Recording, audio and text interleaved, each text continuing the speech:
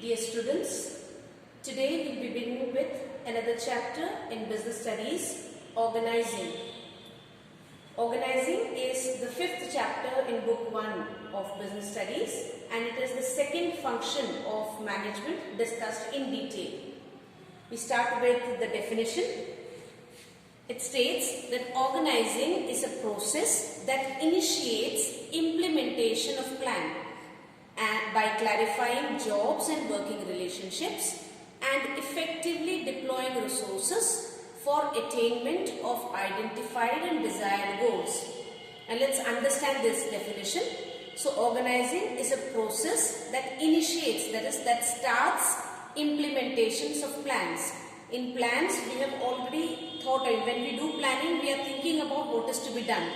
So when that actual work, you start doing that particular work, it is said to be organizing. So initiating implementation of plan. And how do you initiate a plan or how do you implement a plan?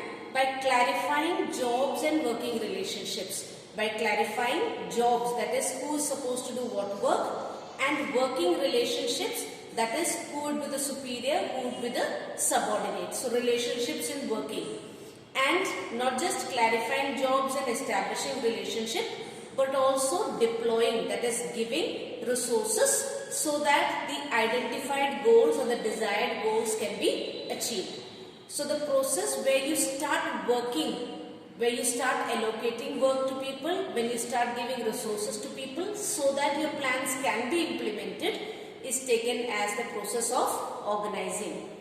Now let's study the steps in the process of organizing. We studied the planning process earlier.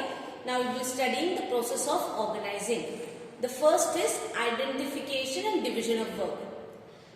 So in plans we have been told this work is there. So you have to identify what is the work that is supposed to be done, and then that work has to be divided into small parts. Now when we divide work into small parts, we are following the principle of division of work, wherein it states that the entire work cannot be cannot be done by one person. So it has to be divided into small groups and to be given. So in organizing, the entire work is divided into small parts. What happens as a result of it is, one, work is shared. No person is overburdened with work. And second, there is no duplication of work. That is, the same work is not done by two people.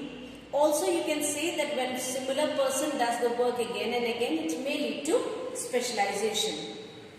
The second step is departmentalization. Now, what is departmentalization? Similar jobs, that is same type of jobs, are grouped together or are brought together and departments are formed. And this process of forming departments is known as departmentalization. Departmentalization can be done on the basis of territory. Territory can be, you can have a north department, you have a south division, you have an eastern division, you have a western division, or it may be done on the basis of products.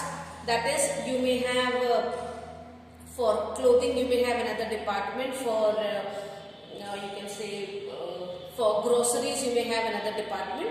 One of the examples of departmentalization, when you go to any shopping mall or when you go to any mall as such in which a big store is there, you will find that all items are not put together. Category wise items are put. Like if suppose you have one area for clothing. Clothing again is departmentalized further. You will have one department for the small kids, you will have one for teenagers, you will have one for men, one for women. So when similar jobs are grouped together, then it is termed as departmentalization. The third is assignment of duties. After forming departments, in charges are made. That is, once you form a particular department, suppose you form the purchase department, so it will be one person who is in charge of that particular department. And that department head or that department in charge then allocates work or gives work to individuals according to their capabilities. Now when work is divided, work is just not divided to anyone, but it is given to an individual according to the capability or the interest of the individual. So the principle of development of each and every individual to his and her greatest efficiency or prosperity, what we studied in principles of scientific management, that is being followed here when assignment of duties is done. And the last step in the process of organizing is establishing reporting relationships. Just allocating work is not enough.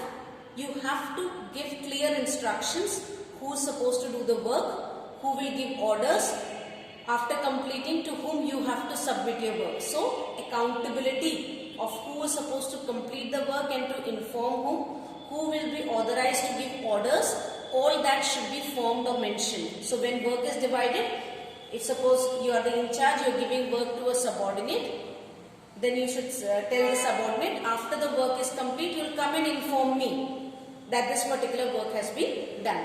So therefore, it creates hierarchy in relationships, or it creates the superior subordinate relationship.